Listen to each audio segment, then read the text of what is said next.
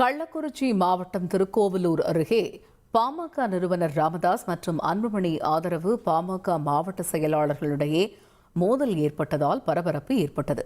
கூடுதல் விவரங்களை செய்தியாளர் சரவணன் வழங்க கேட்கலாம். இந்த மோதல் ஏற்பட்டதற்கான காரணம் என்ன, தற்பொழுது நிலவக்கூடிய சூழல் என்ன? சரவணன், விவரிங்க.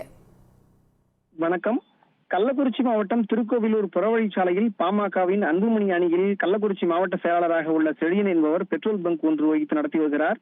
அந்த பெட்ரோல் பங்கிற்கு இன்று காலை டீசல் போடுவதற்காக ராமதாஸ் அணியை சேர்ந்த மாவட்ட செயலாளர் ராஜ்குமார் என்பவர் வந்துள்ளார்.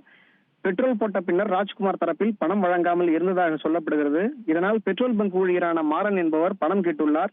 இதனைத் தொடர்ந்து ராஜ்குமார் உடன் காரில் வந்தவர்களுக்கும் பங்க் ஊழியருக்கும் வாக்குவாதம் ஏற்பட்டுள்ளது. இதனை அறிந்த அங்கு வந்த அன்புமணி தரப்பை சேர்ந்த பெட்ரோல் பங்க் உரிமையாளர் செழியன் வாக்குவாதத்தில் ஈடுபட்ட ராஜ்குமாரிடமிருந்து இது சம்பந்தமாக கேள்வி எழுப்பியுள்ளார். அப்போது இருவருக்கும் இடையே தகராறு ஏற்பட்டு அந்த தகராறு கைகலப்பாக மாறியுள்ளது. இதனைத் தொடர்ந்து பாமகவை சேர்ந்த 2 அணியினர் ஒருவரை ஒருவர் தாக்கிக் கொண்ட சம்பவம் அப்பகுதியில் பெரும் பரபரப்பை ஏற்படுத்தியுள்ளது.